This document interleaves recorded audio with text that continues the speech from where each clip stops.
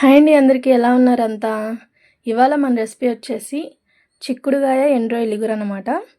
So ఆలస్యం చేయకుండా రెసిపీలోకి వెళ్ళిపోదాం, వచ్చేసేయండి. ముందుగా స్టవ్ మీద బాండీ పెట్టుకొని కూరకి సరిపడినంత ఆయిల్ పోసుకొని ఆయిల్ హీట్ ఎక్కిన తర్వాత ముందుగా మనం కట్ చేసి పెట్టుకున్న ఉల్లిపాయ పచ్చిమిర్చి చక్కగా వేసి వేయించుకుందాము. ఉల్లిపాయ పచ్చిమిర్చి వేగిన తర్వాత చిక్కుడుగాయలు వేసి ఉప్పు పసుపు వేసి మగ్గబెట్టుకుందాము. చిక్కుడుగాయలు మగ్గిపోయిన తర్వాత ముందుగా కట్ చేసి పెట్టుకున్న టమాటాలు యాడ్ చేసుకొని ఒకసారి కలయబెట్టేసుకొని మూత పెట్టి మీడియం ఫ్లేమ్లో పెట్టి ఒక 5 నిమిషాలు మగ్గించుకుందాం.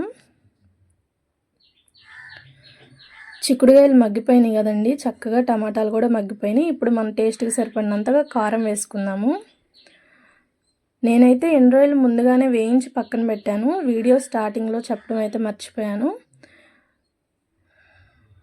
ముందుగా వేయించుకున్న ఎండ్రాయిల్ కూడా ఇప్పుడు మనం కూరలో యాడ్ చేసుకొని ఒక్కసారి కలయబెట్టేసుకుందాము.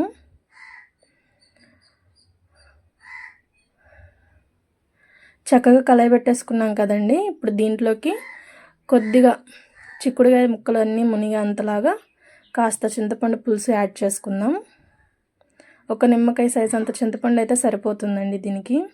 మరీ ఎక్కువ వేసుకున్నా కానీ బాగా పులుపు వచ్చేస్తుంది, ఎందుకంటే మనం టమాటాలు కూడా బాగానే యాడ్ చేసాం కదా. చూస్తున్నారు కదా, ఈ క్వాంటిటీలో పోసుకోండి పులుసు, అప్పుడు చక్కగా మనం ఎగరబెట్టుకోవడానికి సరిపోతుంది అనమాట. ఇంకేముంది, చక్కగా పులుసు ఉడికేటప్పుడు కాస్త తరిగిన కొత్తిమీర వేసి ఆయిల్ పైకి తేలేంత వరకు ఉడికించుకుంటే సరిపోతుందండి. మనకి చక్కగా నోరుకి కమ్మగా ఉండే చిక్కుడుగాయ ఎండ్రాయిల్ ఇగురైతే రెడీ అయిపోతుంది. మన వీడియోస్ నచ్చితే లైక్ చేయడం, షేర్ చేయడం మర్చిపోవద్దు. ఇలాంటి మంచి మంచి వీడియోస్ కోసం మన ఛానల్ని సబ్స్క్రైబ్ చేసుకోండి. ఈరోజుకి ఇంతే మరి, బాయ్.